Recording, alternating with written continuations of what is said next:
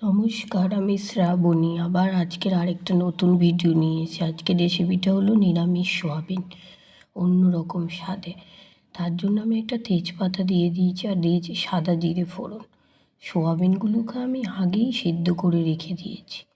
এদিকে আমি টুকরো করে করে আলু কেটে রেখেছি। এবার আলুগুলোকে আমি কড়াইয়ে দিয়ে দিচ্ছি ভাজার জন্য।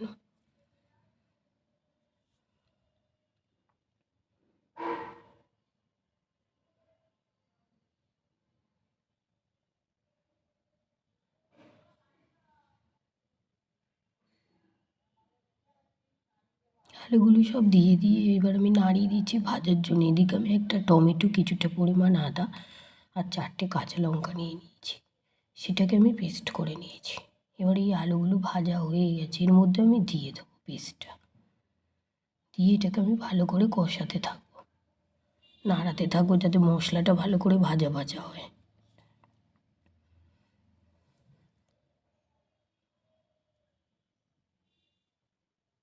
অন্যদিকে আমি কি মশলাটা তৈরি করব, এর জন্য আমি মিক্সির মধ্যে জল নিয়ে 1 চামচ হলুদের গুঁড়ো দিয়ে দিচ্ছি, জিরের গুঁড়ো দিয়ে দিলাম 1 চামচ, লঙ্কার গুঁড়ো দিলাম 1 চামচ। এটাকে আমি একটুখানি গুলিয়ে নিয়ে ঢেলে দেবো। দিয়ে আমি মশলাটা কষাবো ভালো করে।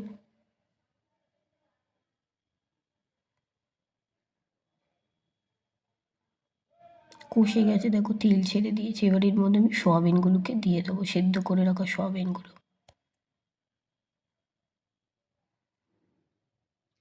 নুন দিচ্ছি,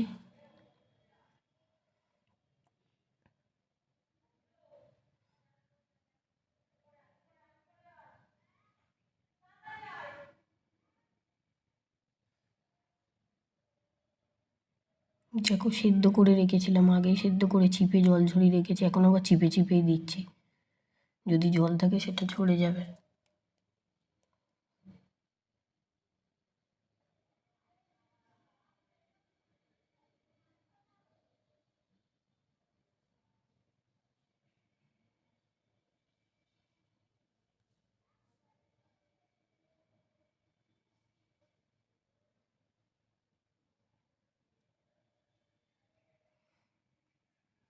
একটু ভালো করে কষিয়ে নিচ্ছি।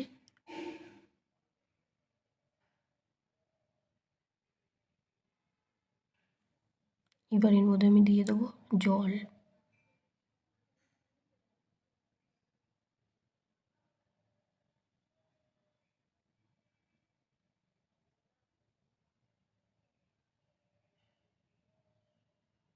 জল দিয়ে একটু ভালো করে নাড়িয়ে দিচ্ছি। মশলাটা যতটা শুকনো ভাব হয়েছে, দেখো ফুটছে জল। জল দেওয়ার সোয়াবিনের আলু টালু সব সেদ্ধ হয়ে গেছে, বাবেলস দেখা দিয়েছে। আমার সোয়াবিনটা প্রায় রেডিই হয়ে গেছে দেখো। তোমরা এইভাবে ট্রাই করো, নিশ্চয়ই ভালো লাগবে। নিরামিষ সোয়াবিন খেতে খুব ভালো হয়। সোয়াবিনটা রেডি।